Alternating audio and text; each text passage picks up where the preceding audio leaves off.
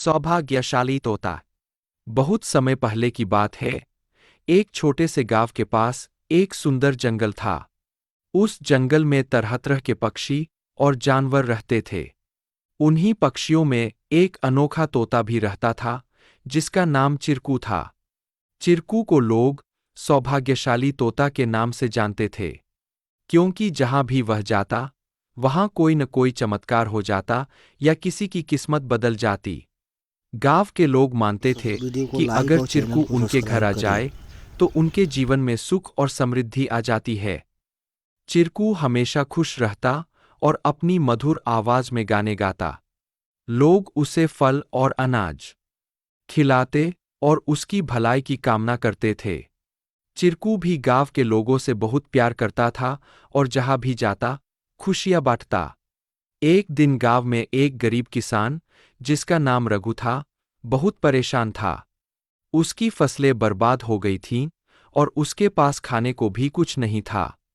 वह दिन-रात मेहनत करता, लेकिन किस्मत उसका साथ नहीं दे रही थी।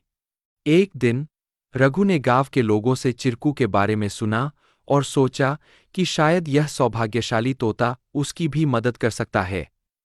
रघु ने तय किया कि वह चिरकू से मिलकर अपनी किस्मत बदलने की विनती करेगा।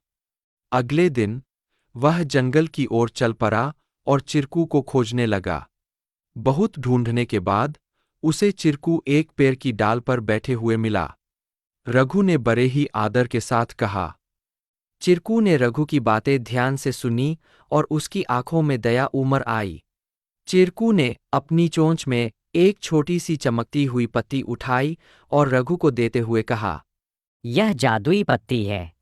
इसे अपनी जेब में रख लो और जब तुम अपने खेत में काम करने जाओ तो यह पत्ती तुम्हारी किस्मत बदल देगी। रघु ने धन्यवाद कहा और वह पत्ती लेकर अपने घर लौट आया। अगले दिन वह अपने खेत में काम करने के लिए गया। जैसे ही उसने खेत में जुताई शुरू की, अचानक से बारिश होने लगी। उसकी सूखी जमीन हरी भरी हो गई और थोड़े ही समय में उसकी फसलें लहलहा उठीं। रघु की मेहनत सफल हुई और उसकी किस्मत सच में बदल गई। अब रघु के पास भरपूर अनाज था और वह फिर से खुशहाल जीवन जीने लगा। उसने गांव के लोगों को चिरकू की बुद्धिमानी और उसके द्वारा दी गई जादुई पत्ती के बारे में बताया। सभी लोग चिरकू की प्रशंसा करने लगे और उसे और भी अधिक प्यार देने लगे। लेकिन चिरकू ने रघु को एक बात कही थी। याद रखना, यह पत्ती सिर्फ तुम्हारी मेहनत का साथ देगी। अगर तुम मेहनत करना छोड़ दोगे तो यह भी अपना जादू खो देगी। रघु ने चिरकू की बात समझ ली और कड़ी मेहनत जारी रखी। धीरे धीरे उसकी स्थिति पहले से बहुत बेहतर हो गई।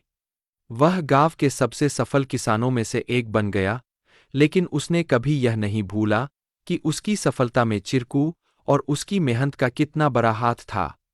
कहानी से सीख। इस कहानी से हमें यह सीख मिलती है कि किस्मत भी उन्हीं का साथ देती है जो खुद मेहनत करते हैं। सौभाग्य और अवसर तभी काम आते हैं जब हम अपने प्रयासों से उन्हें सही दिशा देते हैं। Please like, share and subscribe our channel to learn more.